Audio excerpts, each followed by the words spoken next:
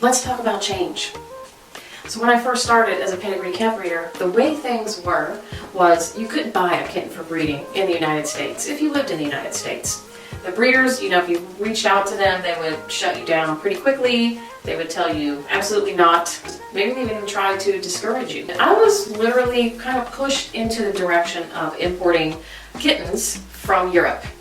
When you go to Europe, there's no restrictions. They don't ask you questions. They don't care what your cattery is like. They don't care how new you are. There's no breed restrictions. There's no contract restrictions. They just will sell you a kitten. You send them the money, you get your kitten.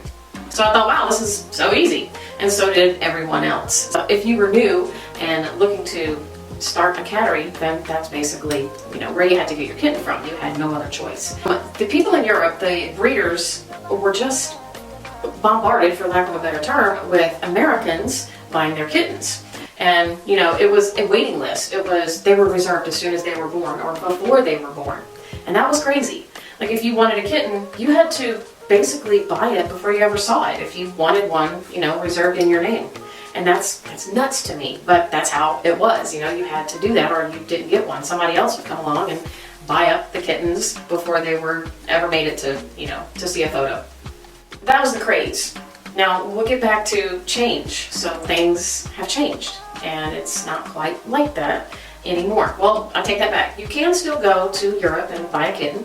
It's a little bit easier now, and I'm going to get to that in just a minute. We'll talk about what has changed between then and now when it comes to getting a kitten for breeding. The mainstream way of getting a kitten was, of course, importing from overseas. And you get your kitten here, it typically flew in cargo. You could get the kitten to fly in cabin with a pet nanny. It was very expensive, so most people were shipping their kittens via cargo from Europe to the United States. When the kitten arrived, you finally got to see what you bought, what you really bought. It wasn't always what you thought you bought. Sometimes it was better, not very often. Sometimes it was worse. And things that you can't see in a picture or a video or just being able to talk to the breeder is the health and the temperament of your kitten. And, there's some disadvantages to importing kittens from Europe, from overseas. One is the language barrier and the communication breakdown that's between these two places. We don't understand each other entirely. It's hard to ask the right questions, get the right answers, and sometimes you can try to translate your message in so many different ways, and you still get answers that just doesn't seem right? And you're just like, okay, all right, we'll take that as the answer.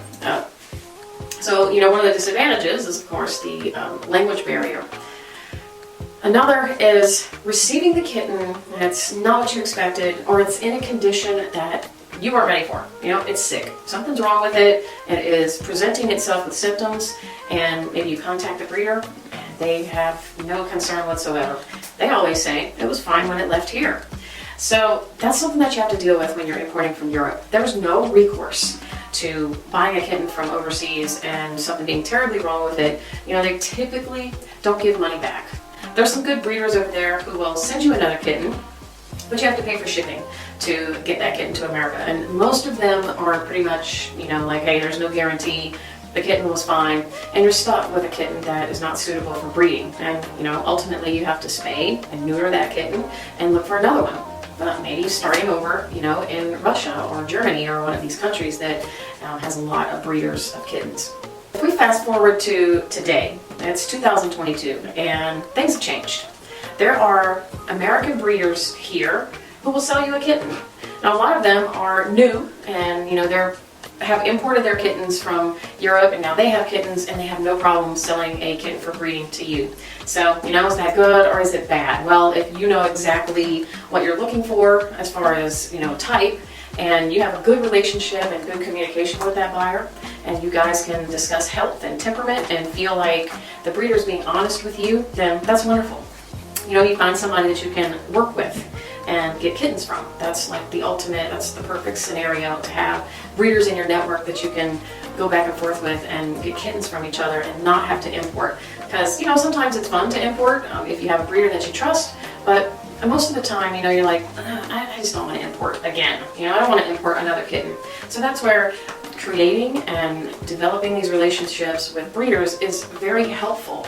So be sure that you're reaching out to people in your community, in your space, pedigree cat breeders, and maybe not for the intent to get a kitten from them, but just to establish a relationship so that in the future, perhaps you can work together.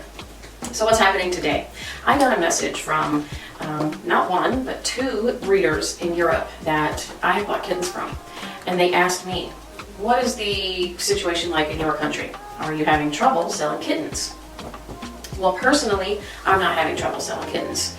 But I do see that there are other people in America, in the United States, that are struggling with the sale of their kittens. Some have older kittens, 4 and 5 and 6 months old, that they have not sold yet. And the people in Russia, both of these breeders happen to be in Russia, they're also having trouble selling their kittens. One even said to me that she will not have money to feed her kittens soon. So I think what is happening, there's 2 elements to this that is going on. One is that all of the buyers for these breeders in Europe were from America. And since that has shifted now, and we're not so much having to go to Europe to get our kittens for breeding, their sales of their kittens has slowed down. The second element that is being kind of lived out right now is the economy.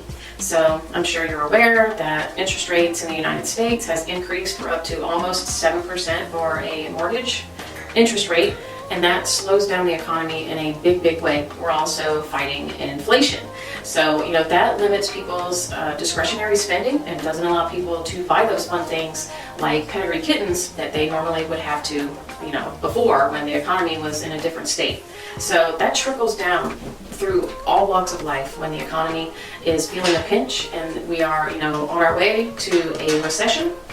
Everybody's feeling it, not only here, but also all the way over in other countries that, we're kind of dependent on us to sell their kittens.